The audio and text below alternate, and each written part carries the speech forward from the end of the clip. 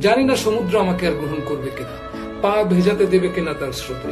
কেননা সামান্য এক ফোঁটা বিষে বিষাক্ত হয়ে যেতে পারে মহাসাগর। আমি কোনোভাবে আর লুকাতে পারছি না নিজ হাতে তৈরি করা অন্ধকার। কেননা আকাশের প্রতিটি কোণায় জ্বলে উঠেছে যে নক্ষত্ররা। সমুদ্র আমাকে পরিত্যাগ করেছে, শুধু আমাকে গ্রহণ করার জন্য সে তো আর মেরে ফেলতে পারে না তার পেটের ভেতরে শান্তিতে ঘুরে বেড়ানো মাছেদের। আসলে কি তাদের সেই শান্তি আছে আর? আমি যে রাষ্ট্রে থাকি, তারা তাদের নিজের ছায়া থেকে সৃষ্ট শত্রুর ভয়ে সমুদ্রের তল দেশে পাঠিয়েছে ডুবোজাহাজ।